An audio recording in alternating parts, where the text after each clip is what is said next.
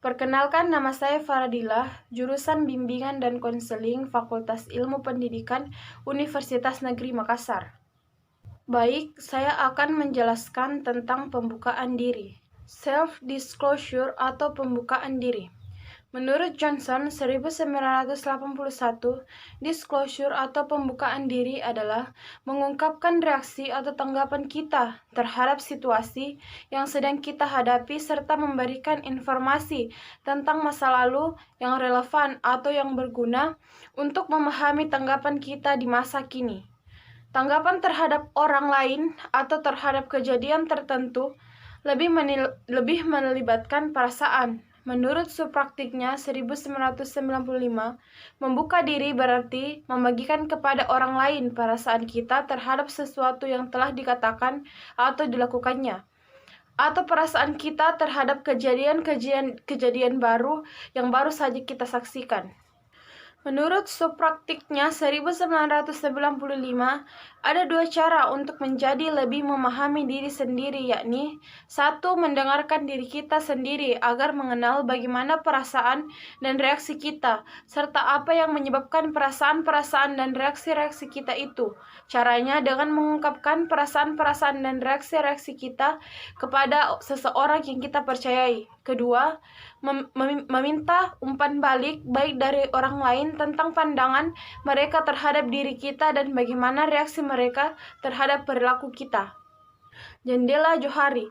Joliffe dan Harry Igam melukis diri kita ibarat sebuah ruang terseram di tempat yang mereka sebut dengan jendela Johari sesuai dengan nama depan mereka, yaitu serambi pertama berisi hal-hal yang kita ketahui dan diketahui oleh orang lain, maka disebut dengan daerah terbuka.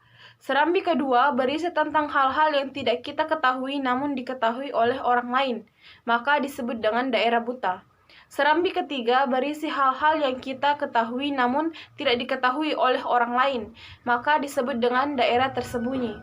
Serambi keempat berisi hal-hal yang tidak diketahui baik oleh diri kita sendiri maupun oleh orang lain, disebut dengan daerah tak sadar.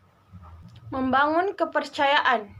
Untuk membangun kepercayaan, sebuah relasi dua orang atau saling mempercayai, menurut subpraktiknya 1900, hal ini dilakukan pada saat menentukan di mana mereka harus ambil resiko dengan cara saling mengungkapkan lebih banyak tentang pikiran, perasaan, dan reaksi mereka terhadap situasi yang tengah mereka hadapi, atau dengan cara saling menunjukkan penerimaan, dukungan, dan kerjasama. Lebih lanjutnya, subpraktiknya 1995 menegaskan 3 macam tingkah laku yang bisa menurunkan kepercayaan dalam suatu relasi, yaitu 1. Menunjukkan penolakan, mengolok-olok, atau melecehkan pembukaan diri orang lain. 2. Tidak membalas pembukaan diri orang lain. 3. Tidak mau mengungkapkan pikiran, perasaan, dan reaksi kita kepada orang lain kendati ia telah menunjukkan penerimaan, dukungan, dan kerjasama. Mempercayai dan dipercayai. Mempercayai artinya rela menghadapi resiko, menerima akibat-akibat menguntungkan atau merugikan dengan menjadikan dirinya rentan dihadapi oleh orang lain.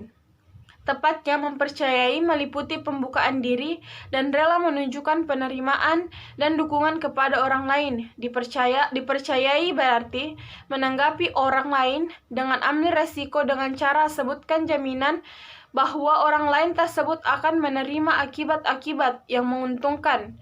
Jadi meliputi penerimaan atas kepercayaan yang ditunjukkan oleh orang lain kepada kita. Dalam hal penerimaan, menurut subpraktiknya 1995, ada 2 hal yang harus dicatat, yaitu 1. Penerima terhadap orang lain biasanya merupakan hasil atau akibat dari dan yang hanya bisa dimulai dengan penerimaan diri. 2. Penerimaan dari orang lain merupakan kunci untuk mengurangi kecemasan dan rasa takut bahwa diri kita menjadi rentan terhadap serangan orang lain.